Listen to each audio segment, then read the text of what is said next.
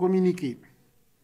Depuis quelques jours, des contre-vérités. À la faveur de la dénonciation par le CNSP des accords militaires entre le Niger et la France, les Nigériens dans leur ensemble ont battu le pavé pour exiger le départ des forces françaises basées au Niger.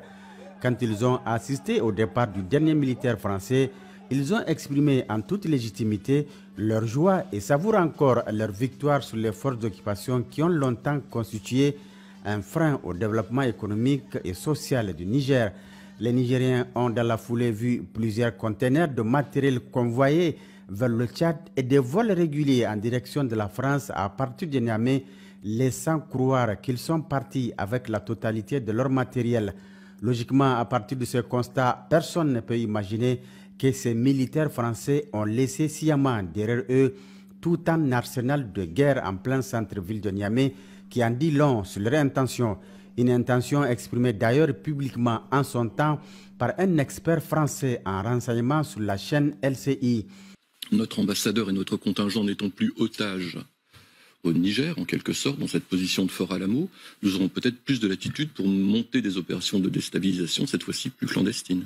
C'est dans cette même logique que l'ancien ambassadeur de France au Niger, Sylvain Ité, a déclaré lors de son audition à l'Assemblée nationale que la France dispose encore sur place au Niger des contacts avec lesquels elle continue à travailler. Nous suivons grâce à nos contacts sur place la politique intérieure nigérienne et continuons donc d'alimenter nos autorités politiques en information sur la situation. En d'autres termes, même sans être à Niamey, nous exerçons activement notre activité et nos missions. Malgré ces déclarations qui expriment l'opinion ambiante en France, Macron et son gouvernement ont choisi la voie du déni.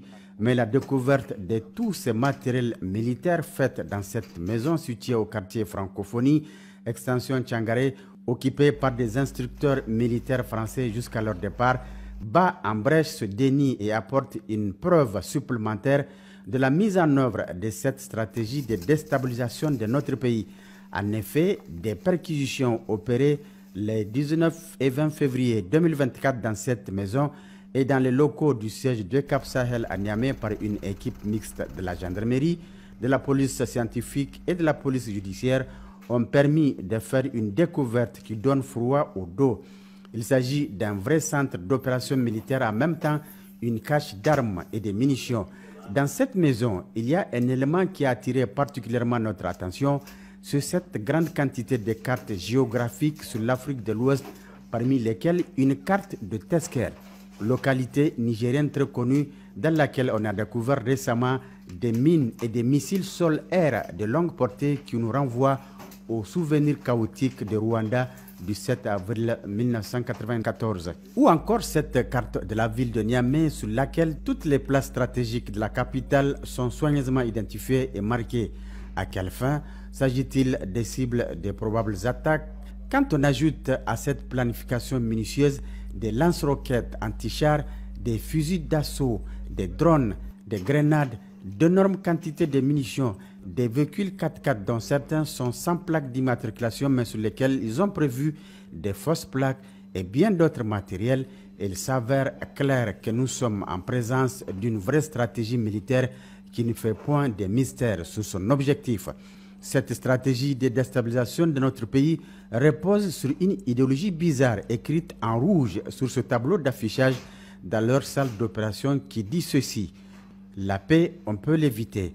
Alors pourquoi éviter cette paix quand on déclare la désirer à tout bout de champ?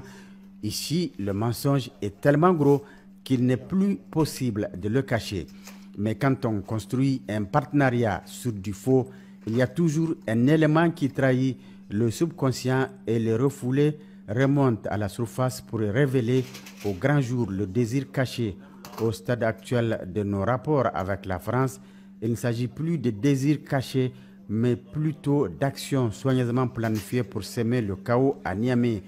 Au regard de cette nouvelle tournure prise par nos rapports avec la puissance impérialiste, il revient au peuple nigérien de resserrer davantage ses liens avec le CNSP et d'être focus sur l'objectif ultime, la souveraineté totale du Niger.